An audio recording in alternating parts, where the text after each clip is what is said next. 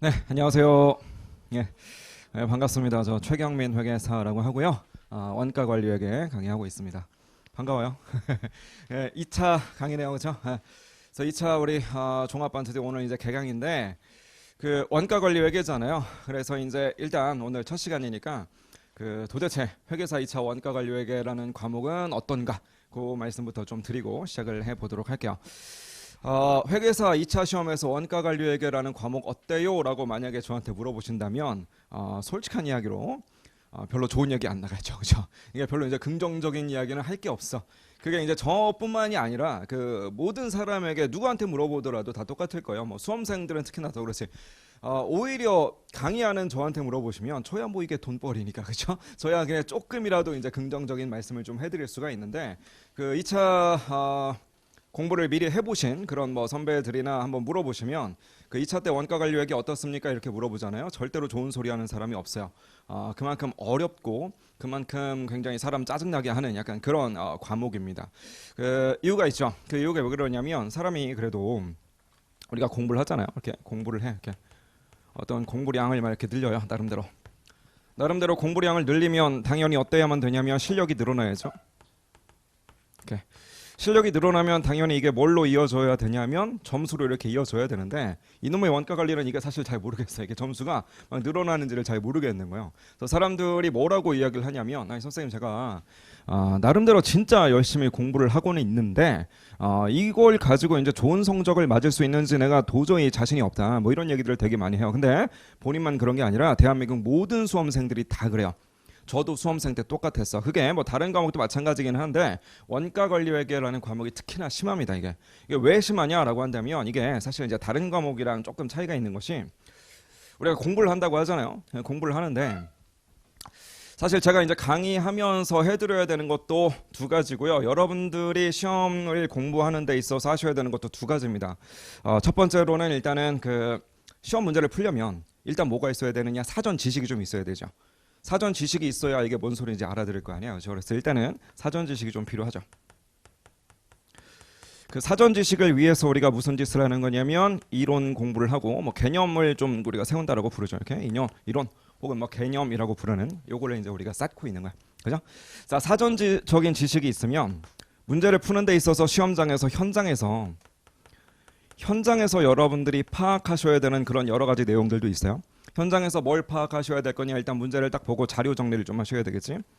자료가 도대체 뭐가 나왔는가 자료 정리를 좀 하셔야 되겠고 자료 정리를 하면 뭐가 보이기 시작할 거냐면 출제 의도가 좀 보이기 시작하겠죠. 이렇게 출제자의 의도는 무엇인가 이런 것들이 정리가 되겠지. 그죠? 이런 것들뿐만 아니라 의도도 파악했고 자료 정리가 충분히 됐음에도 불구하고 약간 이제 이게 숫자 보는 그런 과목이다 보니까 숫자 보는 센스 약간 이런 게 없으면 또 못 풀어요. 그래서 숫자를 보는 어떤 수적인 센스 숫자와 관련된 뭐 센스 뭐 이 정도로 합시다. 이렇게 뭐 이런 것들이 좀 어우러져야만 현장에서 여러분들이 정확하게 문제 파악을 하고 정확하게 접근을 할 수 있다는 거예요. 참. 근데 이제 문제는 뭐냐면 그 원가 관리 회계라는 이놈의 과목이 둘 중에 어느 쪽에 대한 비중이 더 클 거냐라고 한다면 얘가 훨씬 더 커요. 사실은 사전 지식도 물론 중요한데 얘가 되게 그 우리의 성적에 좌지우지하는 그런 요소거든요. 그래서 내 나름대로 사전 지식을 쌓겠다고 이론 정리 엄청 많이 하고 막 필기도 엄청 많이 했고 외우기도 무진장 외웠는데 막상 시험을 보면 이게 점수로 이어지질 않는 거야. 뭔 말인지 아시겠죠? 그래서 2차 공부하시는 여러분들은 이제 앞으로 주안점을 어디다가 두셔야 되느냐? 당연히 저랑 같이 모든 챕터들마다 이론 정리 당연히 할 거고요. 개념 이해할 수 있도록 최대한 제가 자세하게 설명드릴 겁니다. 아무리 2차생이라도 저는 알거든요. 아무리 2차생이라도 이론적인 어떤 기본기가 정말 다 탄탄할 거냐라고 한다면 별로 그렇지 않다라는 걸 너무 잘 알아. 너무 잘 알기 때문에 당연히 이론과 개념 정리 너무나 잘 해드릴 건데 이것만 가지고는 안 된다는 거지. 여러분들은 뭘 하셔야 되냐면 최대한 문제를 좀 최대한 반복해 가시면서 자료 정리하는 거 요령을 좀 익혀주시고요. 출제자의 의도 파악하는 것도 여러분들이 어떻게 하는 건지 감을 좀 잡으셔야 돼요. 물론 여러분들 혼자 해라 라고 한다면 하기 어려울 테니까 제가 방향은 제시해 드릴 겁니다. 이런 자료가 나오면 뭐 이런 주제에서는 또 이 챕터에서는 자료 정리 우리 이런 식으로 하기로 합시다 라는 것들을 나름대로 기계적으로 정리할 수 있도록 좀 도와드릴 거예요.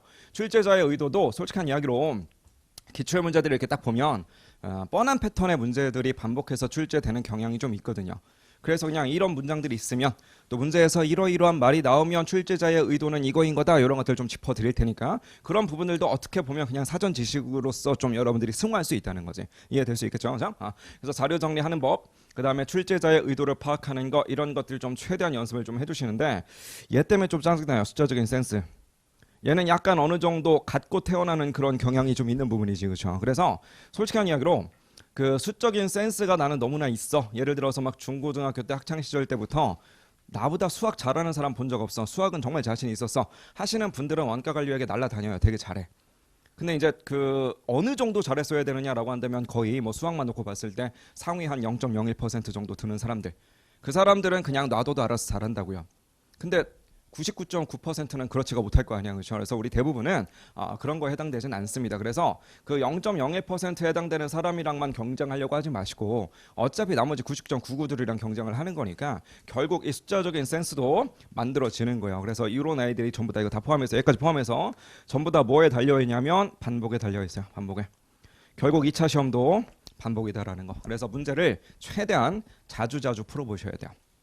이해할 수 있겠죠. 그래서 그 최대한 많은 문제 풀어 드릴 거예요. 어차피 우리 문제집에 보시면 문제가 정말 많은데 그 아무리 노력을 해도 여기 있는 문제들을 다 풀고 들어갈 수는 없고요. 솔직히 다 풀 필요도 없어요. 다 풀 필요도 없고 그냥 딱 봐야 되는 가장 핵심이 되는 문제들 걔네들만 열심히 풀 겁니다. 그 2차 강의를 좀 준비하면서 질문을 되게 많이 받았어요. 이제 강의를 이제 들으셔야 되니까 질문들을 되게 많이 하시는데 그 질문 중에 제일 많은 게 뭐냐면은 2차 때도 요거 설명해 주십니까? 라는 거 요거를 질문하시는데 당연히 해드려야죠. 이건 아까 전에 답변 드렸죠. 아무리 2차생이라도 이론 제대로 안 잡혀 있는 부분들 너무나 많다는 걸 알기 때문에 요거 당연히 해드립니다. 당연히 해드리고 두 번째로 질문이 많았던 게 뭐냐면 어느 정도 커버리지를 갖고 갑니까? 수업 때 어느 정도 다뤄주십니까? 그것만 보면 합격합니까? 이런 것들을 되게 많이 물어보시는데 그 이제 공부를 이런 식으로 하시면 안 돼요. 그러니까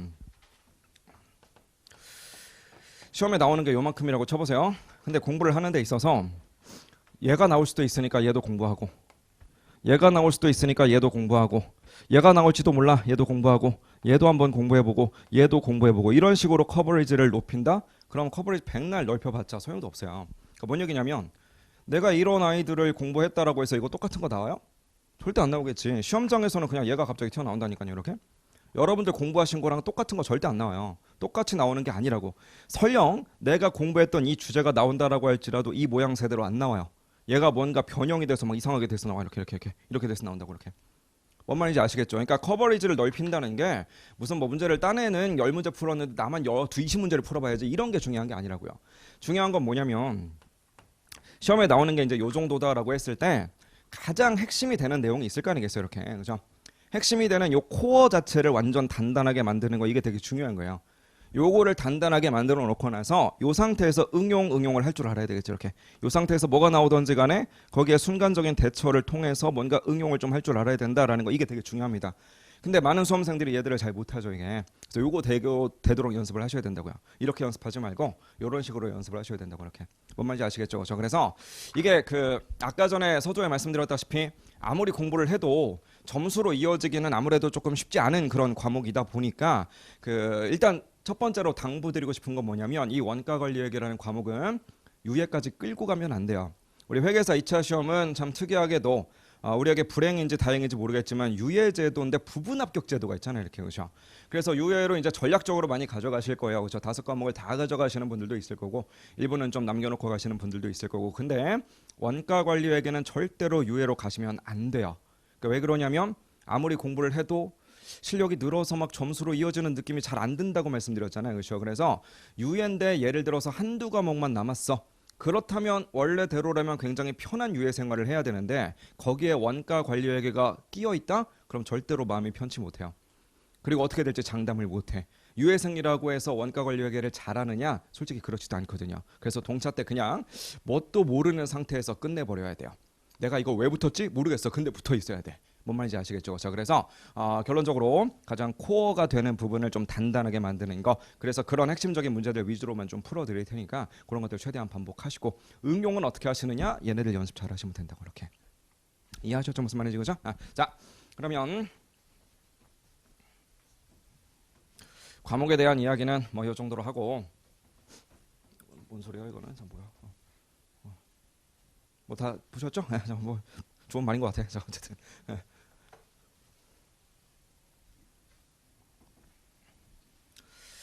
그 본격적으로 이제 강의에 들어가기 앞서서 그 몇 가지 공지의 말씀을 좀 드리자면 그 제 교재가 아니잖아요. 지금 그죠? 대한민국에서 제일 좋은 교재예요. 정말 너무 좋은 잘 만들어진 그런 교재인데 그 에스커교도 제가 쓴 게 아니다 보니까 그 제가 이제 풀어드리는 그런 방식들이 교재의 해설지랑은 살짝 좀 다른 부분들도 있을 수 있어요. 그래서 복습할 때 아무래도 조금 불편한 부분이 있겠지. 그래서 제가 이제 제 풀이 방식대로 되어 있는 서브노트를 좀 만들어서 드릴 거예요. 근데 그 아직 다 만들어지지가 않아가지고 오늘은 이제 제가 종합원가 계산부터 나갈 거거든요. 그 얘기 좀 이따 할 건데 그 종합원가 계산 관련된 부분만 일단 요인물로 좀 나눠 드렸고요. 그 나머지 부분들은 최대한 빨리 완성을 해서 아마 이제 이번 주는 힘들 것 같고 다음 주 정도에 이제 그 온라인에다가는 PDF로 올려 드릴 거고요. 그다음에 오프라인으로 오신 분들한테는 제가 제본해서 나눠 드릴게요. 제본해서 나눠 드릴 테니까 그거 이제 갖고 다니면서 그 복습할 때 좀 활용을 하시면 되겠습니다. 그래서 그거 좀 들고 오시고요. 그 가끔 가다가 이제 좀 단순한 계산 같은 것들까지 칠판에다가 일일이 적어가면서 설명드리고 이러면 시간 낭비잖아요. 솔직히 그렇죠. 그래서 그런 부분들 간단한 단순 계산들 이런 것들은 그냥 서브노트 펼치면서 같이 눈으로 보면서 그런 식으로 가는 것들 좀 있을 테니까 서브노트는 좀 반드시 수업 때 가지고 오시기를 바랍니다. 그 진도를 어떻게 나갈 거냐면 종합원가 계산을 먼저 나갈 거예요. 그 종합원가 계산을 먼저 나가는 이유는 그 여러 가지가 있긴 합니다만 그냥 중요해서 그래요. 중요해서 종합원가 계산이 워낙 많이 나오다 보니까 아까 전에 제가 이제 핵심이 되는 코어 위주로 우리가 단련을 해야 된다 말씀드렸죠. 그래서 종합원가 계산 먼저 단련을 시켜야 돼요. 그럼 이제 또 불안한 사람들이 있겠지. 아니 선생님 종합원가 계산이 3장이던데 1장과 2장을 알아야 3장을 알 수 있는 거 아닙니까? 안 그래요. 물론 순서가 있는 것도 있어. 뭐 예를 들어 CVP를 할 줄 알아야 그래도 대체 가격 이런 것들은 하겠죠. CVP 그래도 대충 어느 정도 이익은 구할 줄 알아야 뭐 관련 원가 분석을 하던 말던 하겠지. 그런 것들은 이어져요. 그런 건 이어지는데 종합원가 계산은요. 개별 원가 계산을 알아야 종합원가 계산 할 줄 아느냐 그런 거 아니라고. 오히려 개별 원가 계산은 뒤에 가서 배우는 게 훨씬 좋아요. 왜 그러느냐? 개별 원가 계산이다라고 해봤자 여러분들 1차 시험에서 해봐야 뭐 해보셨냐면 그냥 제조간접원가 배부해서 원가 계산 끝내는 거 해봤자 거기다가 정상 원가 계산 섞어가지고 뭐 예정 배부 했대. 그래서 배부 차이가 있대. 배부 차이를 어떻게 조정할 거냐 이 정도. 요 정도까지밖에 안 봤잖아요. 근데 2차 때는 그거보다 조금 더 심오한 주제들을 다루게 될 거라고. 심오한 주제는 그 여러분들의 원가 계산 결과가 의사결정에 이어지는 모습들을 좀 볼 거야. 그럼 아무래도 관리회계 들어가기 전에 개별 원가 계산에서 의사결정하는 거 이런 것들을 미리 경험해 보고 그 다음에 관리회계에 들어가면 훨씬 더 스무스하게 잘 이어진다고. 뭔 말인지 아시겠죠? 그래서 어떤 주제들의 흐름 그 다음에 어떤 챕터별 중요성 이런 것들 좀 고려해서 우리 교재 순서대로 안 나가고 제가 조금 셔플해서 돌릴 거니까 그런 부분들은 조금 따라와 주시면 되겠어요. 그래서 앞부분만 미리 말씀드리자면 일단 종합원가 계산 할 거고요. 그 다음에 끝나고 나면 결합원가 계산 할 거예요. 연산품과 부산물의 원가 계산. 그거 끝나고 나서는 갑자기 뒤로 가서 표준원가 계산 먼저 할 겁니다. 표준원가 계산한 다음에 변동원가 계산 요 정도 할 거고요. 변동원가 계산 끝난 다음에는 이제 교재 순서대로 나갈 거예요. 개별원가 계산, 그 다음에 빈 거 뭐 있어요? 활동기준원가 계산, 그 다음으로 관리회계 이런 식으로 쭉 나갈 겁니다. 뭔 말인지 따라오셨죠? 자, 어쨌든 교재를 잠깐 보면서 우리 뭐 문제편이 있고 그 다음에 이론편이 있고 문제편은 또 해답지까지 있잖아요. 그 해설지 같은 경우에는 뭐 서브노트로 나중에는 대체가 되겠지만 출제 경향 좀 구경해보고 갈게요. 출제 경향. 문제편이 됐든 이론편이 됐든 한 2페이지 정도만 넘기시면 출제 경향이 좀 나옵니다. 출제 경향. 거기 보시면 연도별로 챕터별로 뭔가 숫자가 막 잔뜩 있는데 이 숫자가 뭐 몇 번 나왔다라는 걸 얘기하는 게 아니라 그냥 문제 번호예요. 문제 번호. 그래서 문제 1번으로 나왔다. 문제 2번으로 나왔다. 뭐 이런 것들 얘기하는 거니까 연도별로 이제 몇 문제나 나왔는지 이런 것들을 좀 엿볼 수가 있겠네요. 그렇죠? 오히려 근데 문제 수가 많으면 많을수록 한 문제당 난이도는 조금 이렇게 쉬운 그런 경향이 있어요. 그래서 그 난이도에 대한 이야기를 먼저 좀 하자면 그 작년 2023년이죠. 23년 2차는 뭐 역대 거의 제일 쉽지 않았나 싶을 정도로 되게 쉽게 나왔고요. 2022년에도 뭐 쉽게 나왔어요. 그래서 1차도 이번에 되게 쉽게 나왔잖아요. 저 1차 원가관리회계도 이번에 제가 강평하면서 좀 너무한 거 아닌가? 그래도 명세기 회계사 시험인데 너무 쉽게 내는 거 아닌가? 약간 이런 느낌이 들 정도로 약간 원가관리회계는 요즘에 쉽게 내는 그런 추세인 것 같아서 여러분들 동차 시험 갔을 때도 아마도 23년 정도 그 정도 22년이나 23년 난이도 그 정도를 유지하지 않을까 조심스럽게 한번 생각을 해보는데 어쨌든 어떤 챕터가 제일 많이 나오는지 한번 들여다봅시다. 딱 보면 빽빽한 애들 좀 있네. 역시나 1차 때 중요시 여겼던 아이들이 2차 때도 계속해서 많이 나오는 걸 볼 수가 있네요. 제일 많이 나온 거 보니까 8장, 9장 여기서는 뭐 거의 매년 나오고 있잖아요. 그죠? 그래서 8장, 9장 CVP 분석이랑 그다음에 관련 원가 분석 여기가 이제 아무래도 중요하고요.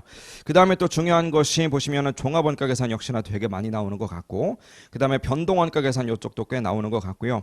밑으로 가 보시니까 표준 원가 계산 뭐 대체 가격 결정 이런 것들 꽤 많이 나오는 것 같네요. 그죠? 그래서 이런 아이들 위주로 이제 연습을 좀 하도록 할 건데 여기서 눈에 보이는 것보다 훨씬 더 이제 중요하다라고 말할 수 있는 게 이제 종합 원가 계산이랑 표준 원가 계산이거든요. 왜 그런지를 지금부터 우리 원가 회계에서 뭐 배웠는지 잠깐 짤막하게 정리하면서 설명을 좀 드려볼 테니까 잘 따라와 보세요. 자, 1차 때 그래도 원가 관리 회계 공부를 하셨어요. 물론 1차 때 원가 좀 버린 분들도 계시겠지. 어느 정도 기본 강의만 듣고 객관식 일부만 듣고 어떻게든 파이널 가지고 좀 쇼부를 쳐볼까 약간 이런 식으로 가신 분들도 좀 있겠지. 그렇죠? 그래서 사람마다 실력은 좀 천차만별이긴 할 텐데 그래도 적어도 기본 강의는 들으셨다라는 가정하에 우리가 예전에 원가 회계에서 뭘 배웠었는지 한번 정리를 좀 해보도록 할게요. 자, 원가 회계 뭐 하는 회계예요? 원가 회계니까 말 그대로 원가 계산 한번 해보자 이거 아니에요. 그렇죠? 자, 원가를 계산하는데 주로 어떤 기업이 대상이 될 거냐라고 한다면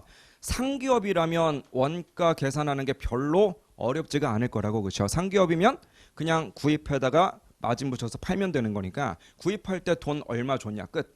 더 이상 할 얘기가 없다는 거죠. 문제가 되는 건 우리 회사가 어떤 기업이니까 제조기업이니까 공장에서 쓰는 게 이것저것 많더라. 그게 이제 문제가 된다는 거지. 그러면 제조기업에서 제조를 하는 형태가 다 같을 거냐라고 한다면 그렇지 않다는 거지. 그렇죠? 그래서 제조 형태가 어떠냐, 제조 형태에 따라서 원가 계산 방법을 좀 분류할 수가 있을 것 같아요. 제조 형태에 따른 분류다. 자, 제조 형태에 따라서 일단 크게 두 가지로 이제 분류할 수가 있겠네. 첫 번째는요, 완전히 캐릭터가 서로 다른 제품을, 그죠? 개성이 뚜렷한 서로 다른 제품을 소량으로 생산하는 그런 기업들이 있어요. 이를테면 조선업 가지고 굉장히 많이 예시를 들죠. 그렇죠? 우리 회사가 조선업이야. 즉 배를 만들어서 팔아요. 근데 어떤 배를 만드느냐 봤더니만 배를 뭐 예를 들어서 한 3척을 만들었어요. 1년 동안. 배를 3척 만들었는데 원가 다 해서 한 300원 들어갔다 쳐보세요. 배 3개 만들었는데 원가 300원 들어갔으니까 그럼 배 하나당 100원이겠군. 이렇게 말을 하기가 어렵다는 거야. 왜 그러느냐? 첫 번째 배는 여객선이었고요. 두 번째 배는 화물선이었고요. 세 번째 배는 유조선이었던 거야. 그럼 같은 배라도 셋이 캐릭터가 다 다르죠. 원가도 당연히 다르게 들어갔겠지. 근데 이것을 세 개로 그냥 엠빵 친다 말도 안 되는 거잖아요. 그렇죠? 즉 우리는 원가 계산할 때 첫 번째 배, 두 번째 배, 세 번째 배 따로따로 개별적으로 원가 계산해야 된다는 거지. 뭐라고 배우셨어요? 얘를 개별 원가 계산이다 이렇게 이제 배웠던 거지. 그렇죠? 개별 원가 계산. 개별 원가 계산이라는 걸 제일 먼저 배우셨습니다. 그죠? 자, 근데 이제 우리 회사는 어떤 형태로 원가 계산을 하고 있는가 봤더니만 우리 회사는 그냥 똑같은 걸 대량으로 찍어내 드리는 거예요. 예를 들어서 제 손에 있는 이런 분필을 제조하는 업체다라고 하면 이 분필은 다 똑같이 생겼잖아요. 그죠? 똑같이 생겨먹은 분필을 그냥 대량으로 막 찍어낼 뿐이었어. 그럼 대량으로 찍어냈으니까 수량이 굉장히 많을 겁니다. 한 100만 개 찍어냈다고 쳐보죠. 100만 개의 분필을 만들었는데 돈은 다 해서 1000만 원 들어갔어. 분필 하나 얼마짜리예요? 그냥 10원짜리다 끝하면 되잖아요. 다 똑같은 거니까. 얘는 N빵 쳐도 무방하다는 거지. 근데 막상 N빵 치려고 봤더니만 다 완성된 것만 있는 게 아니라 아직 만들다 만 아이들도 있더라는 거예요. 그러면 다 완성된 놈이랑 만들다 만 제공품이랑 동급으로 보고 N빵 치는 건 말도 안 되는 거니까 최소한 그래도 뭐는 좀 반영하자? 완성도는 반영하자. 그래서 물량에다가 완성도를 반영한 뭔가 새로운 개념의 수량을 우리가 어거지로 만들어낸 거죠. 걔를 뭐라고 불렀어요? 걔를 완성품 환산량이라고 불렀던 거지. 그래서 N빵 치는 건 좋은데 기왕이면 뭘로 N빵 칠 거냐? 완성품 환산량으로 N빵 치자. 뭐라고 배웠었어요? 걔를 종합 원가 계산이다 이렇게 불렀었던 거지. 그죠? 이렇게. 그래서 제조 형태에 따라서 이제 개별 원가 계산이냐 종합 원가 계산이냐 이렇게 이제 나뉘어지는데 이 종합 원가 계산에서 살짝 이제 파생되어진 녀석도 있는 거죠. 종합 원가 계산이라는 것은 동일한 재료를 어떤 동일한 공정 안에 넣었더니 동일한 제품들이 대량으로 생산되니까 N빵 치자 이런 개념이잖아요. 그렇죠? 그런데 우리 회사는 동일한 재료를 동일한 공정에다가 투입을 했다까지는 똑같은데 제품은 또 여러 종류가 나오는 그런 회사들도 있더라는 거죠. 가장 대표적으로 정유 회사들, 기름집은요. 원유를 정제 공정에다가 넣었거든요. 그런데 알고 보니까 이 원유라고 하는 녀석의 몸속에 여러 가지 기름으로 변할 수 있는 포텐이 있었던 거야. 그래서 휘발유도 나오고 경유도 나오고 등유도 나오기 시작해요. 이런 경우에는 우리가 도대체 원가 계산은 어떻게 할 거냐? 우리가 종합원가 계산에서 살짝 응용을 해놓은 거지. 배분을 하는 건 좋은데 네 가지 방법을 좀 우리가 공부를 했었어요.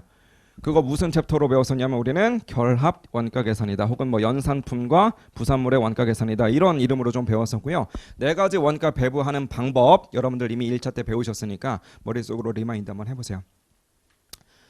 대충 떠오르시죠, 그렇죠? 이런 식으로 제조 형태에 따라서 우리는 개별 원가 계산, 그리고 종합 원가 계산, 그 다음에 결합 원가 계산, 이렇게 이제 세 가지로 좀 나눌 수가 있다는 거지. 되셨죠? 자, 이런 것들 배웠는데, 자, 제조 형태에 따른 분류 말고 이제 이런 식으로 분류하기도 해요. 자, 어쨌든 어떤 방식으로 원가 계산을 하든지 간에 원가의 흐름이라고 하는 것을 결국 T계정에다가 태워주는데, T계정에 태울 적에 단기에 발생한 원가들을 제조기업 같은 경우에는 세 가지로 구분한다고요. 그 세 가지가 뭐냐면 직접 재료 원가, 직접 노무 원가, 제조 간접 원가였지, 그렇죠? 우리는 앞으로 그냥 줄여서 직접 재료 원가는 Direct Material DM, 그 다음에 직접 노무 원가는 Direct Labor Cost DL, 그 다음에 제조 간접 원가는 Manufacturing Overhead Cost에서 OH, 이런 식으로 그냥 줄여서 얘기할 거야.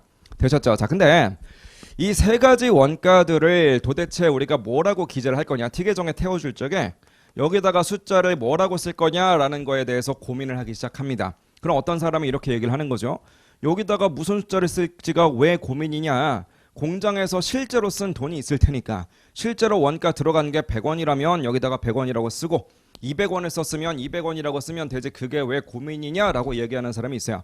그 사람이 주장하는 원가 계산 방법을 우리는 실제 원가 계산이다라고 부릅니다. 그죠? 즉 여기는 DM이건 DL이건 OH건 죄다 그냥 실제로 발생한 그 금액 자체를 집어넣자, 이런 스타일의 원가 계산 방법이었던 거지, 그죠? 자, 근데 실제로 발생한 원가를 집어넣자니 어떤 문제가 갑자기 발생을 하느냐, 이런 문제가 보이더라는 거예요. 자, 우리 얘네 둘은 D자 들어갔죠? D자 들어간 건 뭐야? D가 뭐야? D가 다이렉트, 직접이잖아, 그렇죠? 직접이라는 말은 뭐가 되는 애들한테만 붙여줘요? 추적이 되는 애들, 그렇죠? 근데 여러분, 우리가 그냥 교재를 통해서만 추적이 되는 게 있대, 추적이 안 되는 것도 있대, 교재를 통해서만 보다 보니까 실무에서 추적이라는 게 어떻게 하는 건지를 잘 모르잖아요, 그렇죠? 실무에서 추적 어떻게 하느냐? 단순해요. 그냥 뭐가 추적이 되는 거냐면 눈에 보이면 추적이 되는 거예요. 그러니까 DM과 DL은 그냥 물리적인 개념이라고. 자, 무슨 얘기냐면 재료를 쏟아 붓고 있는 거예요. 근데 어떤 재료가 들어가는데, 자, 우리 회사에서 두 가지 제품을 만들어요. A라는 제품과 B라는 제품을 만들어요. 근데 어떤 재료가 지게차에 실려서 이렇게 쭉 왔어. 그게 쏟아 부어지기 시작하는 거야. 어디에 쏟아 부어지냐면 여기에 막 탈탈탈 붙고 있어. 뭐 만들어요 지금? A 만들고 있죠. 추적됐네. A를 위한 재료비구나, 그죠? 자, 또 다른 재료가 들어왔어요. 들어오더니만 어디에 막 부어지고 있냐면 여기에다 막 붙고 있어. 누굴 위해 쓰고 있어요? B를 위해 쓰고 있죠. 추적됐네. 뭐 그냥 눈에 보이면 추적이에요, 그게. 되셨죠? 자, DL을 추적한다. 어떤 사람이 출근했어요. 공장에서 일하시는 종업원이 출근하더니만 열심히 가서 자기 할 일을 해요. 뭐 만들고 있느냐? 여기서 뭔가 일을 해. 뭐 만들고 있어요? A 만들고 있죠. 누구를 위해서 일하고 있어요? A를 위해서. 회사 입장에서 이 사람에게 인건비를 줬어. 어떤 제품을 위해서 투입한 인건비야? A를 위해서. 그냥 눈으로 보였잖아, 그죠? 다른 사람이 들어오더니만 이번에는 B를 만드는 현장에서 열심히 일을 해요. 이 사람에 대해서 근태 관리할 거 아니야. 몇 시에 출근해서 몇 시까지 일했는가, 시급은 얼마 받는가 알 거 아니야, 그렇죠? 그럼 결국은 B라는 제품을 위해서 내가 인건비를 얼마 쓰는가 눈에 보이는 거죠. 그게 그냥 DL이라고. 이해하셨죠? 무슨 말인지, 그렇죠? 즉 DM하고 DL은 눈에 다 보이는 물리적인 개념이라서 어떤 일이 벌어지느냐 기말까지 기다렸다가 뭐 얼마나 대단한 결산을 해야만 아는 게 아니라 실시간으로 알아요. 실시간으로 몇 킬로그램을 부었는지 보이고 킬로그램당 단가가 얼마인지 보이잖아요. 관리하고 있잖아, 그죠? 어떤 사람이 몇 시에 출근해서 몇 시에 퇴근했는지가 보이고 근태 관리를 한다면 시급이 얼마짜리인 사람인지 우리는 알고 있잖아요, 그죠? 그렇다라고 한다면 우리가 결산 뭐 대단한 거 안 하더라도 실시간으로 지금까지 DM 얼마 들어갔는지 DL 얼마 들어갔는지 알 수가 있다는 거지. 결산까지 필요 없고 기중에도 알 수 있다는 거야. 되셨죠? 자, 그런데 얘가 문제입니다. 얘가. 요 녀석은 D자를 못 받았어요. 결국 추적이 안 된다는 소리인데, 추적이 안 된다는 거는 눈으로 확인하기가 조금 애매하다라는 거예요. 이해할 수 있겠죠? 자, 여러분들이 지금 스마트 경영 아카데미 401호 강의실에 지금 앉아 계시는데요. 앉아 계신 지 30분밖에 안 지났지만 그래도 이 30분이라는 짧은 시간 동안 이 강의실이 분명 감가상각이 됐을 거야. 얼마 감가상각 됐을까요? 본 사람 봤어요? 저도 몰라요. 얼마 감가상각 됐는지. 이건 물리적으로 따라가는 게 아니라고요. 그러니까 감가상각비는 1월 1일 날 물리적으로 얼마나 상각됐는지를 확인한 다음에 회계팀이 뭔가 금액을 집어넣고 1월 2일 날 또 집어넣고 1월 3일 날 또 집어넣고 이게 아니라고요. 그냥 1년 동안 잊어버리고 사는 거야. 1년 동안 나 몰라라 하고 살다가 그냥 연말에 에이 대충 이 정도 됐겠지 하고서 회계적인 정책에 의해서 여러분들이 재무회계 시간에 배웠던 뭐 정액법이든 정률법이든 그런 걸로 회계팀에서 계산기 두드린 다음에 한 큐에 딱 집어넣어 버리는 게 바로 감가상각비라고. 제조간접원가는 대부분 그런 식이에요. 즉 얘는 뭐가 필요하다? 얘는 결산이 필요하다라는 거지. 그럼 얘가 결산이 필요하다라는 얘기는 얘네들은 기중에도 실시간으로 알게 되는데 얘는 무조건 언제만 할 수 있느냐? 결산하는 12월 31일 지나봐야만 숫자가 나온다는 거야. 이해되셨죠? 자, 그러면 T 계정을 돌리는 데 있어서 요 숫자는 기중에도 있겠네요. 요 숫자도 기중에도 있겠네. 하지만 기중에는 얘는 블랭크라고. 됐죠? 자, 그럼 그게 뭐가 문제냐라는 건데 여러분 원가 회계의 존재 이유는요. 이 원가 회계를 배워놔야 재무회계의 목적도 달성할 수 있고요. 원가 회계를 우리가 해놔야 관리회계의 목적도 달성을 할 수가 있어요. 재무회계의 목적은 뭐냐면 외부에다가 보고하는 것이고요. 관리회계는 내부적으로 관리하는 건데 관리회계에서 내부 관리하는데 우리는 크게 두 가지 컨셉으로 배울 거예요. 뭐랑 뭐랑? 첫 번째로는 의사결정, 두 번째로는 성과평가. 관리회계에서 우리가 주안점을 두는 것은 이렇게 두 가지거든요. 따라오셨죠? 자, 근데 원가 계산이 다 끝나야만 제조기업이라면 외부 보고하는 데 있어서 뭔가 재고자산이 얼마인지 매출원가가 얼마인지 답이 나올 거다. 이건 당연한 소리잖아요. 그렇죠? 근데 어차피 외부 보고는 언제 하는 거냐? 12월 31일 현재로 결산까지 끝난 다음에 여러분들이 이제 미래에 합격하셔가지고 회계사로서 가서 감사해서 도장 딱 찍어주면 그거 보고하는 거잖아요. 그렇죠? 즉 요 숫자가 연말에 결산 끝나야 나온다라고 할지라도 아무런 문제가 없는 거야. 어차피 연말에 숫자 나오면 이거 감사 받아가지고 보고하면 되는 거니까. 되셨죠? 자, 즉 얘가 기중에는 숫자가 안 나온다라는 건 요 컨셉으로는 아무런 문제가 없는 거예요. 되셨죠? 자, 근데 이 컨셉으로 문제가 생기기 시작하는 거지. 왜 시작이 되느냐? 의사결정 누가 하느냐면 사장님이 할 거거든요. 사장님의 의사결정은 그럼 언제 이루어질 거냐? 무조건 사장님은 의사결정을 연말까지 기다렸다가 하겠어요? 말도 안 되는 거잖아요. 그냥 수시로 의사결정할 일들이 계속 생기겠지. 그죠?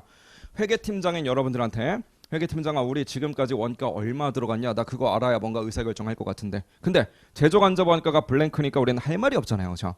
이렇게 되면 안 되겠다는 거야. 그래서 여기 제조간접 원가 자리에다가는 실제로 발생한 금액은 기중엔 모르겠으나 그래도 대충 이 정도로 예상된다라는 숫자 뭐래도 집어넣자는 거지. 얘를 뭐라고 불렀어요? 얘를 제조간접 원가의 예정배부액이라고 불렀던 거고 그런 방식으로 원가 계산하자 뭐라고 불렀었어요? 걔를 정상 원가 계산 이렇게 불렀던 거지. 그렇죠? 실제 원가 계산이 있는가 하면 정상 원가 계산도 있고 이 정상 원가 계산은 제조간접 원가를 거짓말하는 거라고. 그래서 아까 전에 자료 정리하면서 문제 내용 파악해야 된다.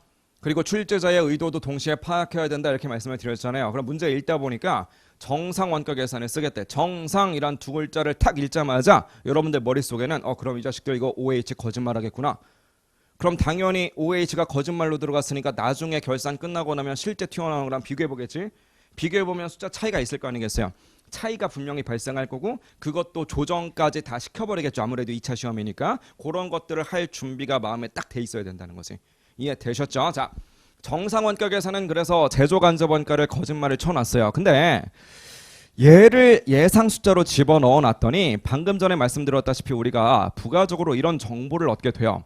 얘를 예상치를 넣어놨더니 나중에 결산하면 실제 데이터를 딱 얻게 되는 그런 날이 올 텐데 둘이 비교를 한번 해보는 거죠. 이렇게 비교해보면 이게 당연히 차이가 있기 마련이거든요. 이렇게 자, 그럼 이 차이를 우리가 뽑아놓고 나서 얘한테 이름을 붙여줍니다. 너무 많이 잡았구나 과대배부, 너무 적게 잡았구나 과소배부. 그 방향을 보면 예상했던 것보다 실제 원가가 적게 나왔다는 건지 아니면 많이 나왔다는 건지 이런 것들을 알 수 있잖아요. 그렇죠? 자, 만약에 이렇게 되어서 이름을 과소배부다라고 얘기했다 쳐보세요. 그럼 우린 과소배부다라는 것만 어떻게든 판단할 줄 알면 1차 때는 만족이었었는데 이젠 이런 생각도 한번 해보자는 거지. 내가 예상한 것보다 실제 원가는 더 많이 튀어나왔다는 거니까 기분 좋아요, 나빠요? 실제로는 원가가 많이 나왔다는 거니까 이거 원가 되게 낭비를 많이 했다는 거 아니에요? 반대로 이렇게 나왔다라고 치면 과대배부다라는 것까지만 우리는 배웠는데 의미를 좀 이제는 부여해 보자고요. 숫자에 내가 예상했던 것보다 실제 원가는 좀 적게 나왔다는 거네. 그럼 내가 나름대로 예상한 것보다 적게 썼으니까 원가 나름 잘 아껴 썼다 이런 거 아닌가? 즉 예상치를 밀어넣기 시작했더니만 실제 데이터와의 어떤 비교를 통해서 성과 평가의 측면에도 활용할 수가 있구나라는 걸 깨닫게 된 거야. 그래서 화끈하게 모든 걸 다 예상치로 집어넣어 버립니다. 모든 걸 예상치로 넣으면 모든 부분에 대해서 실제와 비교를 통해서 성과 평가에 써먹을 수 있잖아요. 그걸 뭐라고 불렀어요? 걔를 표준원가 계산이다 이렇게 이제 불렀던 거지. 그래서 표준원가 계산은 나중에 성과 평가 측면으로도 이제 이어지게 되는 거죠. 이렇게. 그죠? 그러니까 표준 원가 계산이니까 원가 외계 측면도 당연히 있는 거예요. 원가 외계 측면인데 성과 평가 목적으로 이제 우리가 배울 뿐인 거지. 되셨죠? 자, 그럼 이런 식으로 분류하는 것을 우리는 원가를 계산하는 시점에 따른 분류다. 보통 이렇게 이제 얘기를 합니다. 자, 실제 원가 계산은 결국은 12월 31일까지 기다려야만 결론이 나오는 건데 얘는 얘는 전부를 일이지만 어쨌든 둘의 공통점은 미리 뭔가를 예상한다는 거잖아요. 그렇죠? 그래서 얘네 둘을 싸잡아서 보통은 사전적인 원가 계산 방법이다. 보통 이렇게 불러요. 이해하셨죠? 무슨 말인지. 그죠? 자, 세 번째 우리는 매트릭스가 하나 더 있죠. 잠깐 T 계정 이야기를 좀 했었는데 뭐 제공품 계정은 없다라고 치고 제품 계정 정도만 들여다볼게요. 자, 앞으로는 저는 제품이라는 두 글자를 쓰지 않고 그냥 조금이라도 빨리 쓰기 위해서 제품은 뭐예요? 제품은 finished good이거든요. 이렇게 해서 FG라고 이렇게 쓸 겁니다. 제공품 나중에 쓸 일 있으면 제공품은 work in process라서 저는 그냥 이렇게 쓸 거예요. WIP.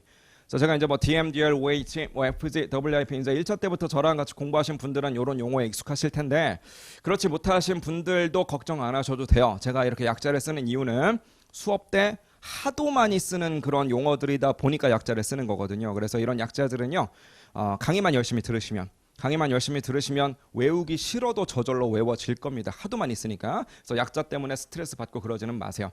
되셨죠? 자, 어쨌든 제품 계정을 좀 들여다볼 건데 기초 괜히 있어봤자 복잡하기만 하니까 얘는 일단 없다고 칠게요. 얘는 일단 없다고 칩시다. 그죠? 자, 그러면 여기서 어떠한 원가들이 발생할 거냐라는 건데 우리는 DM과 DL과 OH가 발생한다고요. 근데 이 세상에는 원가 분류하는 방법이 여러 가지 종류가 있어요. DM, DL, OH로 분류하는 방법도 있지만 변동비와 고정비가 있다라는 것도 알고 있거든요. 자, 별말 없으면 DM 변동비겠어요? 고정비겠어요? DM은 당연히 변동비겠죠. 왜? 많이 만들 거면 재료도 그만큼 많이 들어가야 되니까. DL은 변동비겠어요? 아니면 고정비겠어요? DL은 실무적으로는 사실 그때그때 달라요. 그러니까 종업원이랑 계약을 어떻게 했느냐에 따라 다른 거잖아. 시급이면 변동비겠지. 연봉으로 그냥 주는 거면 고정비일 수도 있는 거죠. 근데 수업 목적상으로는 별말 없으면 암묵적으로 그냥 우리 종업원들은 다 시급이다 이렇게 가정하는 거야. 그래서 DL은 별다른 말이 없다면 다 변동비입니다. 물론 고정비 성격이 끼어 있다라고 문제에서 줄 때도 있기는 있어요. 되셨죠? 자, 어쨌든 기본적으로는 변동비로 갈게요. 제조 간접 원가는 사실 정의가 뭐냐면요. 추적이 되는 재료비 DM, 추적이 되는 노무비 DL. 그러면 OH는 뭡니까? 그럼 걔네 둘 빼고 다. 그냥 이렇게 기억하시면 되거든요. 그래서 OH는 DM, DL 빼고 나머지를 다 통틀어서 얘기하는 것이다 보니까 종류가 되게 많아요. 종류가 많다 보니까 그 안에 변동비 성격도 있고 고정비 성격도 있더라는 거지. 자, 그러면 우리는 변동비 성격인 것을 변동 제조 간접 원가. 저는 이렇게 쓸 거예요. 변동비니까 variable OH, VOH 변동 제조 간접 원가. 고정 제조 간접 원가는 이렇게 쓸게요. 고정이니까 fixed F자 써서 우리 FOH 앞으로 이렇게 쓸 겁니다. 이것도 이제 앞으로 자주 쓸 얘기니까 참고로 좀 봐주세요. 자, 어쨌든 DM과 DL과 VOH까지로 이어지는 변동비 성격의 제조 원가도 발생할 것이고 유일한 고정비로 고정 제조 간접 원가 FOH도 발생할 거 아니겠어요? 이렇게. 그렇죠? 자, 그러면 이 금액을 달아놓고 이 금액도 달아놓은 채로 T 계정을 돌려줍시다. T 계정을 돌려주면 여기는 판매된 자리 매출원가, 여기는 안 팔린 자리 기말 제품 이렇게 이제 나뉘어질 텐데 결국은 T 계정을 돌린다는 건 얘랑 얘랑 나누어서 이 금액 중에 팔린 거, 이 금액 중에 안 팔린 거, 이 금액 중에 팔린 거, 이 금액 중에 안 팔린 거 이런 식으로 가는 것이니까 우리가 이놈의 매출원가가 됐든 여기는 기말 제품이 됐든 뜯어보면 그 안에 변동비와 고정비가 둘 다 섞여 있기 마련이에요. 그러니까 매출원가를 뜯어봐도 당연히 변동비와 고정비가 섞여 있고요. 기말 제품을 뜯어봐도 변동비와 고정비가 이렇게 섞여 있기 마련이라고 당연히. 뭔 말인지 이해되셨죠? 자, 근데 잘 보세요. 이 금액들을 일단 우리는 달아놔야만 매출원가가 얼마인지 기말 제품이 얼마인지를 알게 될 텐데, 자, 앞으로 이 이야기도 굉장히 자주 반복할 겁니다. 이 모든 금액들은요, 원가 권리회계에서 우리가 배우는 모든 금액들은 사실은 두 가지를 알면 돼요. 두 가지를. 뭐랑 뭐를 알아야 되느냐? 수량과 단가, 이 둘을 알아야 돼요. 수량과 단가를 알면 당연히 금액이 나오는 거 아니겠어요? 자, 근데 수량과 단가 중에 앞으로 누가 우리를 괴롭힐까요? 수량과 단가 중에. 제가 강의하면서 마시려고 커피를 한 잔 사왔거든요. 얼마게요? 금액이. 알아요? 몰라요? 알 수가 없잖아, 그렇죠? 수량과 단가만 알면 알 텐데 수량과 단가 중에서 뭘 해결 못하고 계세요? 수량은 다 알잖아. 저 몇 잔 사왔어요? 한 잔 사왔잖아. 수량은 다 알지. 근데 단가가 뭔지를 모르잖아요. 이게 메뉴가 정확히 뭔지, 그죠? 어디서 샀는지, 뭐 어떻게 결제했는지 모르니까 단가를 모르면 금액을 몰라요. 즉 앞으로 여러분들을 계속해서 괴롭히는 것은 무조건 단가고요. 수량은 눈으로 해결하는 거예요. 가서 보면 보여.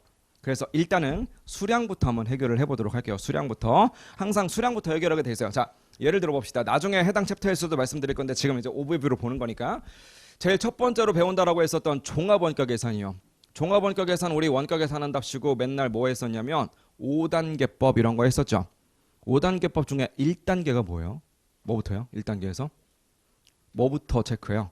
물량부터. 왜? 그게 제일 쉬우니까. 물량은 눈에 보이니까. 아니 401호 강의실에 가면 책상이 되게 많대요. 다 해서 얼마인지 알아 그래. 제일 먼저 뭐 하실 거야? 일단 몇 개 있는지 세야지. 그게 제일 쉬우니까 그게 1단계인 거라고. 나중에 표준원가 계산 배우겠죠. 표준원가 계산 왁구 잡고 하죠. 그렇죠? 왁구 3개 이렇게 탁탁탁 집어넣고 시작하실걸? 그 3개 뭐라고 적으세요?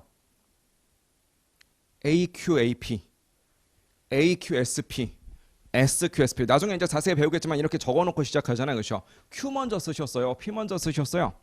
Q 먼저 쓰도록 우리는 암묵적인 약속이 있는 거야. 왜? 그게 쉬우니까. 그게 눈에 보이니까. 뭔 말인지 아시겠죠? 즉 우리는 이 모든 금액들을 적는 데 있어서 수량에 대한 것들을 먼저 해결하시면 쉬워요. 단가는 나중 이야기. 되셨죠? 자, 수량을 적어볼 텐데 요놈과 요놈은 무슨 수량을 쓰실래요? 이 자리는 무슨 자리야?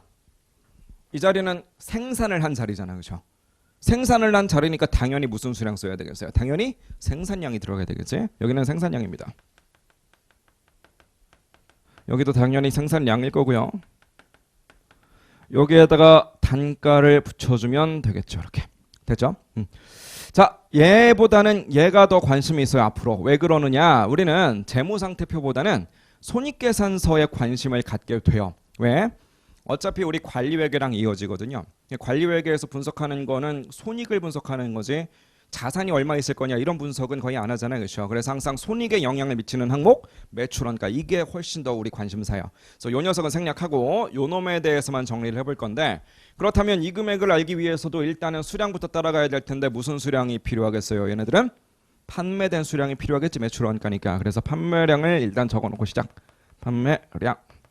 얘도 판매량. 그럼 여기다 이제 단가를 때려주면 되겠지. 이렇게 되셨죠? 자, 근데 우리 회사에 뭔가 좀 변화가 있었다라고 생각을 해봅시다. 어떤 변화가 생겼느냐면요. 생산량을 잔뜩 늘려놨어요.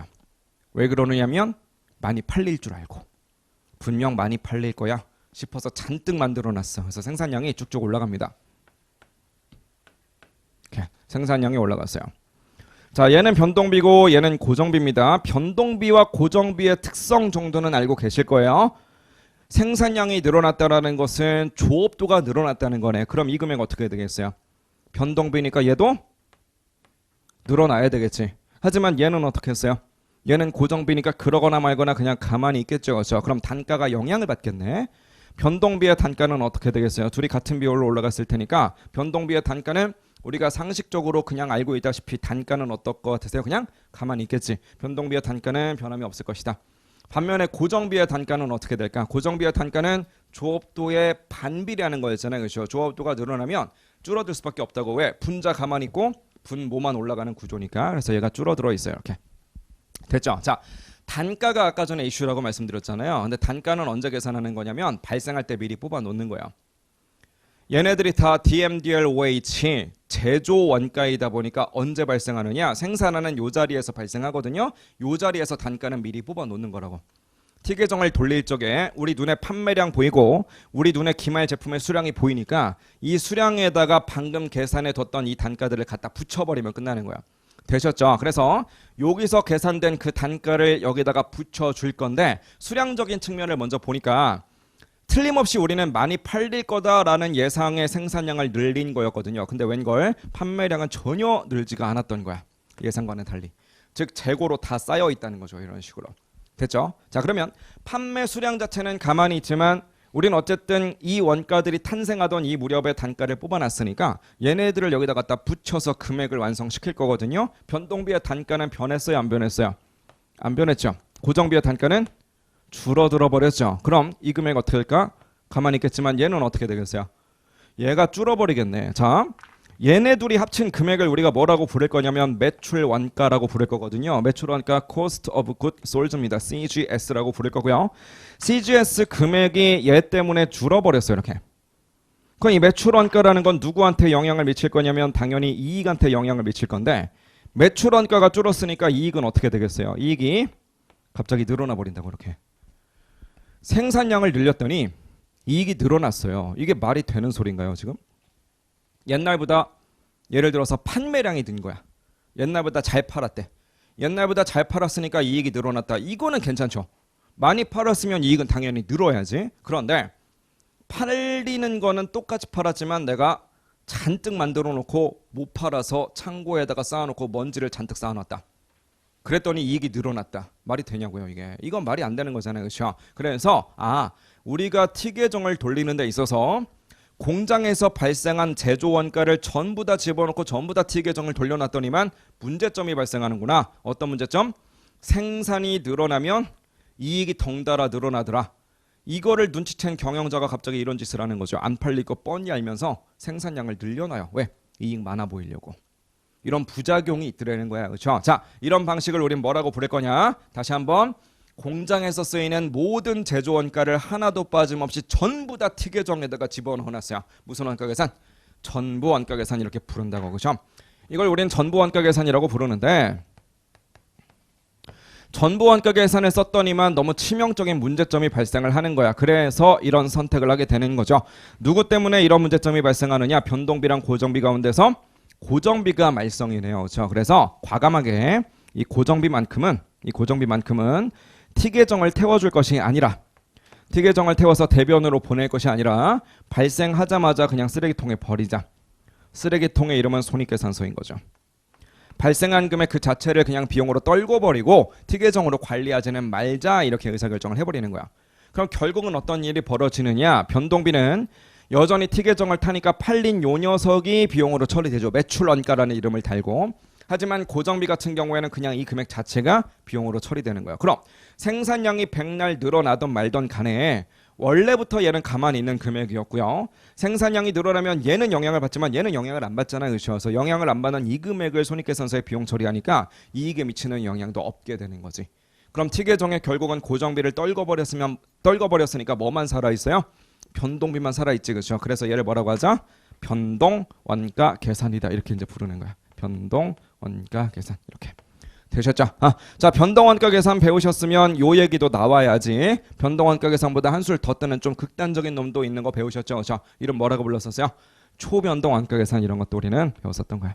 그죠? 그래서 초변동 원가 계산에서는 자, 변동 원가 계산이 생산량을 늘려봤자 소용없다라는 그런 개념이라면 초변동 원가 계산은 감히 생산량을 늘려 아예 그냥 페널티를 주겠다 약간 이런 느낌이었던 거지. 그렇죠? 그래서 왜 그런 일이 벌어지는지는 해당 챕터 가서 좀 자세히 배우자고요. 그래서 이런 스타일의 분류를 우리는 T계정에 어디까지 포함시켜 줄 거냐에 따라서 분류를 한 거야. 자, T계정에다가 태워준다 뭐라고 불렀었어요? T계정에 태워주는 원가를 우리는 제품 원가라고 불러요. 그러니까 우리 제품 원가의 정의가 뭐냐면 발생했을 때는 일단 재고자산에 묻어놓고 나중에 팔리면 비용 처리한다. 이걸 제품원가라고 부르는데 그게 티계정 탄다는 소리라고. 발생은 했으나 아직 팔리기 전이라면 재고자산으로 간다고요. 팔려야 윗동네로 가서 비용 처리된다. 이게 티계정 탄다는 소리라고요. 되셨죠? 티계정을 안 탄다면 걔는 발생한 기간에 비용 처리가 될 수밖에 없어요. 티계정을 안 태워주면 절대로 이 재고자산으로 갈 수가 없거든요. 티계정을 안 태워주면 발생한 금액 자체가 어디로 간다고요? 그냥 비용 처리된다고. 이런 아이들을 뭐라고 불렀어요? 얘를 기간원가라고 불렀다는 거죠. 그러니까 제품원가와 기간원가의 차이, 요거를 알아야만 전부원가, 변동원가, 초변동원가 계산 이런 것들을 다 할 수가 있는데 백날 제품원가의 정의는 뭐 발생한 기간에 어쩌고저쩌고 뭐 판매되면 이런 거 말 텍스트를 외워봤자 아무런 의미가 없다고. 그 개념이 뭔지를 정확히 아셔야 되는데 개념은 그냥 제품원가는 티계정 타는 거, 기간원가는 티계정 안 타는 거 이렇게 그냥 정리하시면 된다고요. 해당 챕터 가서 좀 더 자세하게 말씀드리도록 할게요. 자, 어쨌든 제품원가에 어디까지 포함해 줄 거냐에 따라서 세 가지로 분류한 것이니까 이것은 제품원가에 포함되는 범위에 따른 분류다. 보통 이렇게 불러요. 되셨죠? 네. 자, 그래서 여러분들이 1차 시험에서 배웠던 원가계산 논리가 표준 원가계산까지 포함하면 대충 이제 요 정도로 정리를 할 수가 있는데 1차 시험에서는 이런 애들 하나하나에 대해서 많이 물어보죠.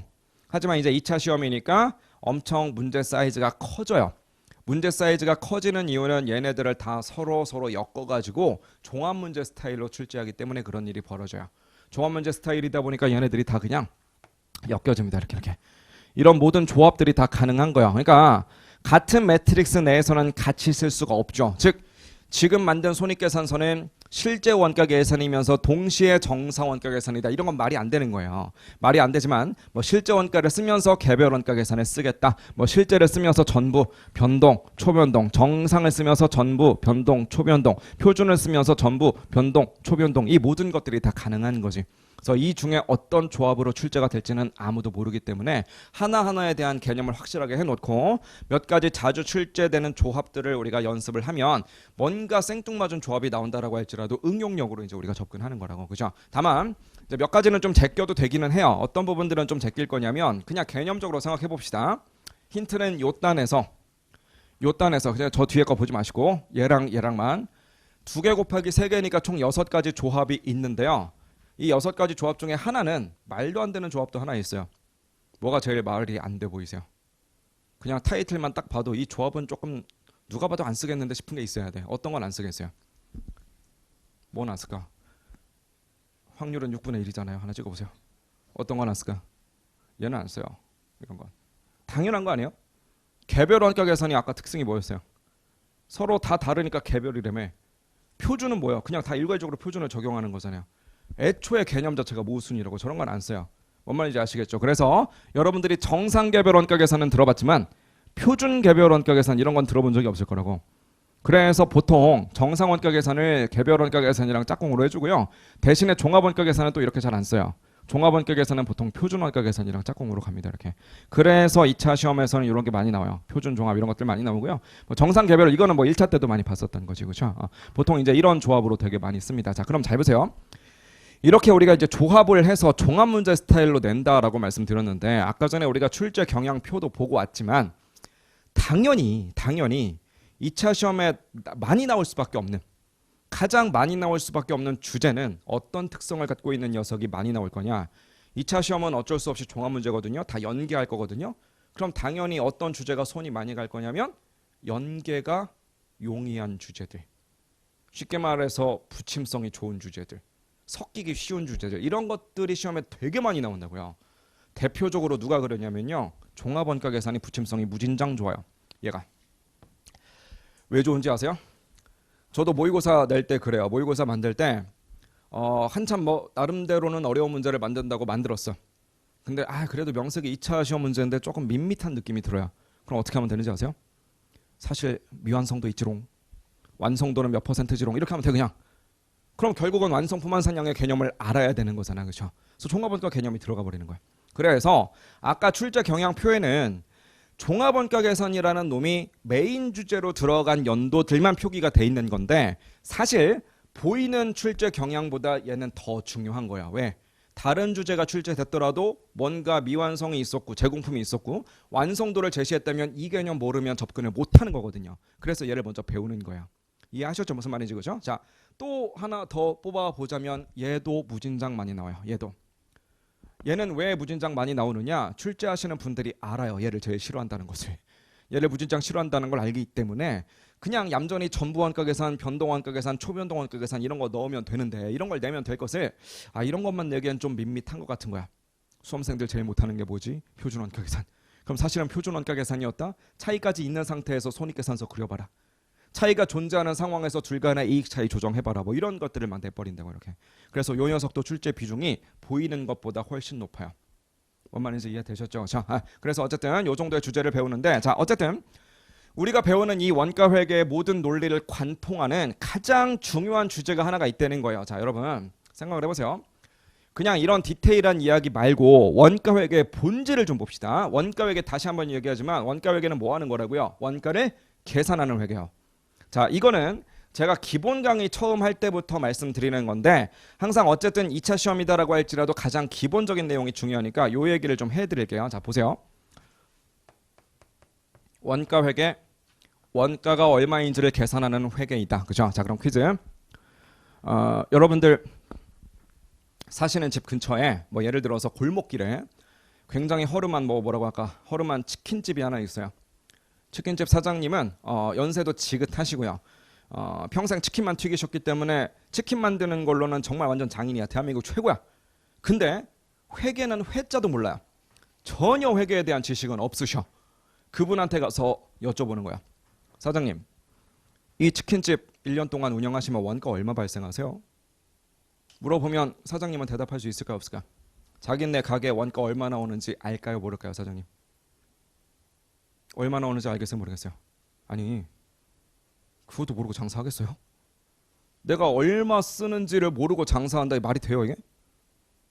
내가 어떤 가게를 운영하고 있는데 우리 가게 원가가 얼마인지 모른다. 모르는 거는 그냥 비밀이라서 안 가르치고 싶어서 이제 안 가르쳐 주는 거지 알 수밖에 없어요. 원가는 당연한 거잖아. 그것도 모르면서 어떻게 장사를 해요?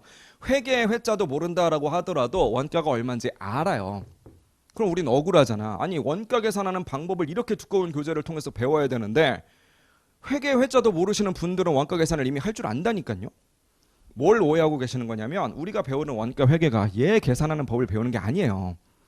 두 번째 질문을 드려봅니다. 치킨집 사장님한테. 예를 들어서 원가 얼마 씁니까? 100원 쓴다. 대답이 나온 거예요. 예를 들어서. 자, 두 번째 질문을 드려볼까요? 사장님, 그럼 이 100원 중에 지금 메뉴판 보니까 양념치킨도 있고 후라이드 치킨도 있는데 각각 얼마 쓰는 겁니까? 이 질문을 드려보는 거야. 100원 중에 A 건 얼마인지 B 건 얼마인지 이걸 질문해 보는 거야. 이렇게. 그럼 이건 대답할 수 있느냐? 이건 못해요. 이건 왜 못하느냐? 100원 가운데 예를 들어서 50원은 누가 봐도 A 때문에 썼대요. 30원은 누가 봐도 B 때문에 썼대. 이게 뭐가 되고 있는 거예요? 이게 추적이 되고 있는 거지. 80원은 정체를 규명했지만 얼마가 남아있어요 지금? 20원은 남아있는데 20원은 도대체 A 때문에 썼는지 B 때문에 썼는지 알 수가 없어요. 공통으로 쓴 거야. 그럼 저 공통으로 쓴 금액은 어떻게 할 수밖에 없어요? 그냥 뿜빠이를 칠 수밖에 없는 거지. 대충. 그것을 우리는 배부한다라고 부르고요. 원가 회계의 출발점은 여기인 거야.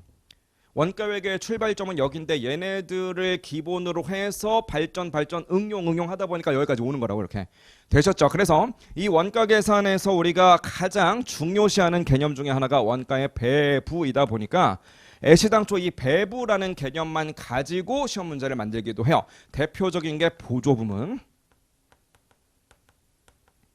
보조부문은 원가 배부를 해야지 되는 거잖아요. 그렇죠? 우리 뭐 직접 배부를 하느니 단계 배부를 하느니 상호 배부를 하느니 또 1차 때는 많이 안 다뤘지만 단일 배분율법을 쓸 거냐 아니면 이중 배분율법을 쓸 거냐 2차니까 당연히 그것도 알아야 되겠죠. 자, 나중에 좀 배워보는 걸로 하고 배부 관련해서 주제를 파악하고 낸다 그러면 이런 것도 많이 돼요. 뭐 낼 거냐면 배부를 할 거면 좀 제대로 하래. 좀 정확하게 하래요. 어떻게? 좀 잘게 쪼개서 인과관계 맞춰서 배부하래. 뭐 떠오르세요? 아무것도 안 떠올라요? 자, 뭐 떠올라요? 배부를 하는 데 있어서 잘게 쪼개서 인과관계 맞추래요. 잘게 어떻게 쪼갤 거냐면 무슨 활동을 했느냐에 따라서 쪼개래요. 뭐요? 활동 기준 원가 계산인 거지, 그렇죠? 우리 Activity Based Costing ABC라고 부르는 이 친구도 이제 배부라고 하는 하나에만 이제 포커스를 좀 맞춰가지고 문제를 내는 거죠. 그러니까 요 정도 배우시면 이제 원가 회계 이야기는 다 끝나요. 그럼 관리 회계 때는 뭐 배울 거냐? 관리 회계는 결국은 의사결정 아니면 성과 평가인데 의사결정할 거면 제일 먼저 뭘 해야 되겠어요? 당연히 의사결정이라는 것은 내가 회계사 공부 한번 해볼까 말까 이런 거잖아요, 그렇죠? 그럼 당연히 여러분들 머릿속에 뭐가 있어야 되냐면 회계사가 되면 뭐가 좋지? 회계사 되면 어떤 일이 벌어지지? 그럼 공부한다 그러면 뭘 공부해야 되지? 미래에 대해서 한번 추정을 해봐야 되잖아요, 그렇죠? 그래서 뭔가 의사결정을 할 거면 제일 먼저 해야 되는 것은 원가 추정이에요. 그래서 뭐 고저점법이 어떻고 뭐 학습 곡선이 어떻고 이런 것들 한번 해봤잖아요, 그렇죠? 이게 다 끝났으면 그래도 우리가 의사결정을 하는 데 있어서 어떤 의사결정을 했을 때 이익이 얼마가 나올지 수지타산 정도는 따질 줄 알아야 되니까 수지타산 따지는 법, CVP 이런 것들을 이제 배우게 돼요. CVP까지 끝났으면 이제 의사결정 해볼 준비가 다 된 거지. 의사결정 중에서 가장 시험에 많이 나오는 것은 단기와 장기 중에서 우리 관리회계에서는 주로 뭘 다룰 거냐? 단기적인 것만 배울 거야. 1차 때 원가 관리회계 문제 풀면서 현가계수 이런 거 써본 기억 없으시죠? 우린 다 단기인 거야. 그래서 단기적인 특수 의사결정 이걸 배울 겁니다. 그래서 관련 원가 분석이라고 하죠, 보통. 관련 원가 분석이라는 걸 배우게 돼요. 장기적인 의사결정도 들어가 있기는 하지만 우리는 공부 안 해도 돼요. 왜? 어차피 재무관리에서 배우니까. 관리회계 챕터 제목은 자본예산이라고 돼 있는데 자본예산은 그냥 재무관리 공부한 걸 가지고 푸시면 돼요. 사실 작년에도 나왔어요, 자본예산이. 자본예산 관리회계에서는 거의 안 나오거든요. 거의 안 나오는데 23년에 한번 딱 관리회계 문제로 자본예산이 나왔어요. 근데 그거 되게 쉽게 나왔어요. 재무관리 공부하셨으면 풀 수 있게끔 이렇게 나왔다고요. 그래서 저는 보통 이제 원가관리회계 때는 자본예산 쪽은 그냥 제껴요. 안 해드립니다. 안 하는데도 갑자기 나왔어. 이거 못 풀면 어떡하죠? 그거는 제 책임이 아니고요. 그건 지한송 책임이에요. 뭔 말인지 아시겠죠? 어쨌든 자본예산은 그냥 지한송한테 배우시면 되고 자본예산은 그래도 마침 작년에 나왔으니까 뭐 앞으로 한 10년 동안은 나오지 않을 걸로 어쨌든 조심스럽게 한번 예상해 보는데 여튼 단기적인 것만 우리는 보면 된다고. 단기적인 것. 그래서 단기적인 것을 관련 원가. 그래서 자본예산을 좀 생략합시다. 자본예산을 이렇게. 자, 그 다음에 우리가 뭘 배우냐면은 의사결정을 하는 데 있어서 모든 게 확실할 리가 없잖아요. 그렇죠? 조금 불확실한 상황 속에서도 의사결정을 좀 할 수 있어야 되겠지. 뭐라고 배웠었어요? 불확실성 하에 의사결정이라고 하는 거. 요것도 뭐 1차 때는 비중이 높진 않지만 그 2차 때도 높진 않아요. 근데 이제 요게 만약에 나온다 그러면 어느 정도 답안지 우리가 이제 사실 2차 때는 백지 내는 게 최악이거든요. 백지를 내버리면 부분 점수조차 못 받잖아요. 그렇죠? 그래서 1차 때는 좀 제끼고 가도 되긴 하는데 2차 때는 그래도 뭐라도 쓸 수 있는 정도까지는 공부하셔야 된다고 이렇게. 그래서 요것도 이제 조금 다루긴 다뤄야 돼요. 뭔 말인지 아시겠죠? 그죠? 자, 요 정도로 해서 이제 의사결정을 배우고 나면 이제 성과평가로 가야 되는데 성과평가를 할 줄 알려면 제일 먼저 뭘 알아야 되느냐? 여러분, 실무에서의 성과평가는 되게 복잡해요. 왜냐하면 그 회사의 어떤 특성들이 다 파악이 돼야 되니까. 그래서 어떤 회사의 어떤 역사적인 특성, 지금 현재 경제 전반적인 상황, 시장에서 그 회사의 위치 이런 것들이 다 버무려져서 성과평가 방법이 결정되는 것이다 보니까 실무에서 성과평가는 복잡해요.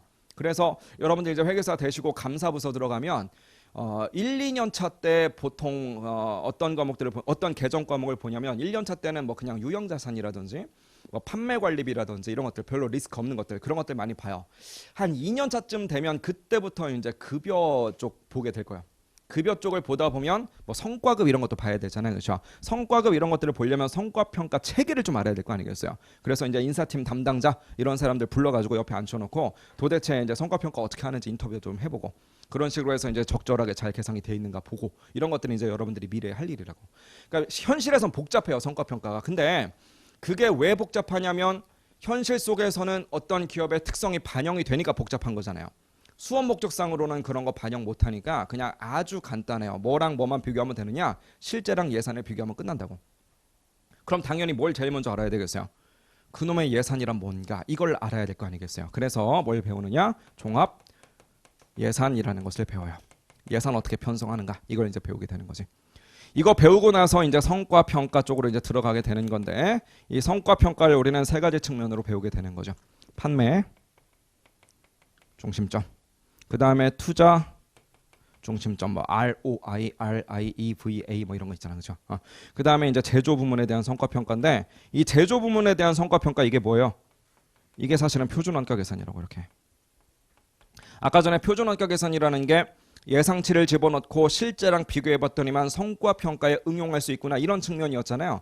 제조 부문에 대한 성과평가, 이게 바로 표준 원가 계산이라고. 표준 원가 계산 공부할 거 많잖아요. 왜 많고 어려우냐면 표준 원가 계산은 원가 회계도 되고 관리 회계도 되고 그래서 그래요. 그러니까 대한민국 수험서는 거의 다 관리 회계 들어가요. 근데 관리 회계에 넣는 이유는 뭐냐면 수험생들이 하도 어려워하니까 처음부터 가르치면은 당연히 중간중간에 이제 공부를 포기할까 봐. 그래서 뒤에 가르치는 것뿐이라고. 그 미국 교수님들 원서 보잖아요. 오히려 앞에 나오는 경우가 더 많아요. 그냥 원가 회계로 미리 가르쳐 버리는 거죠, 이렇게. 뭔 말인지 아시겠죠, 그죠? 자, 성과평가 측면에서 이렇게 세 가지로 보게 될 겁니다. 근데 뭐 의사결정인지 성과평가인지 조금 불확실하게 그냥 양쪽 다 걸쳐 있는 것도 있어요. 뭐가 있냐면 대체 가격 이런 거. 대체 가격. 대체 가격은 약간 이제 각 사업부 입장에서 의사결정하는 측면도 있기는 한데 어차피 그런 의사결정을 하는 데 있어서 내 친구랑 거래하는 거잖아요, 그렇죠? 같은 회사에 있는 공급 사업부와 구매 사업부니까 친구들끼리 거래하는데 뭘 이렇게 복잡하게 의사결정하느냐. 이 의사결정을 잘해야 자기네 사업부 이익이 결정이 되는 거고 그 이익이 결정돼야 보너스를 받을 거냐 말 거냐가 결정이 되거든요. 그래서 이게 또 성과평가하고도 다 이어지는 거예요, 이렇게. 그래서 이 녀석이 의사결정과 성과평가의 어떤 느낌을 다 갖고 있는 그런 녀석이라서 얘도 이제 조금 까다롭게 느끼시지 이제. 이거 말고는 이제 전략적인 원가 관리와 성과 평가다라고 해서 이제 기타 등등의 것들을 이제 배우게 되면 돼요. 그래서 요것들을 이제 배우면 이제 시험장에 가시면 되는데 갈 길이 좀 멀긴 하죠. 갈 길이 멀지만 그래도 우리 주어진 시간 동안 진짜 열심히 해보자 뭐 이런 말씀을 좀 드리면서 그 오늘 이제 개강이에요. 어떻게 이제 원가 관리 회계로 개강을 하게 됐는데 그 3월의 첫 월요일이고요. 그 다음에 여러분들의 동차 공부의 첫 시작입니다. 처음 시작하는 오늘은요. 이런 지식적인 부분들 하나를 머릿속에 담아 가시는 것도 물론 너무너무나 중요한데 훨씬 중요한 건 뭐냐면 여러분들의 어떤 마인드를 제대로 잡는 게 제일 중요한 거야. 여러분들의 전투력을 높여버리시라고. 어떻게든 내가 이거 다 씹어 먹어가지고 무조건 합격한다. 무조건 동차 합격한다. 이런 마인드로 접근을 하셔야 된다고. 의지를 불태우시고요. 절실함을 느끼시고요. 앞으로 어떻게 할지를 머릿속으로 딱 상상을 하세요. 무조건 합격하시라고. 합격하면 도대체 뭐가 좋습니까? 물어보시는 분들이 되게 많은데 하도 많아서 뭐라고 정리해서 드릴 수가 없을 정도로 좋아요. 이거만큼 가성비가 좋은 게 없습니다, 여러분. 합격하는 거 어렵죠. 어려운데 뭐 평균 뭐 한 3년 정도 공부한다며 뭐 3년을 공부했다고 쳐봐요. 내 인생에서 물론 너무나 중요한 너무나 좋은 시간 3년이긴 하지만 그래도 그 3년 투입해서 평생을 먹고 살 수 있고요. 먹고 사는 것뿐만 아니라 어디 가서 대접받으면서 살 수 있어요. 이거만큼 가성비 높은 게 또 있나? 3년 투자해서 평생을 먹고 사는데 이렇게 좋은 거잖아요. 진짜 열심히 해가지고 내가 무조건 합격한다. 이런 어떤 전투력을 쫙 끌어올리고 그런 다음에 우리 공부 시작합시다. 따라오셨죠? 무슨 말인지. 자, 좀만 쉬었다가 와서 본격적으로 강의 진행해 보도록 할게요. 좀만 쉬었다 오시죠.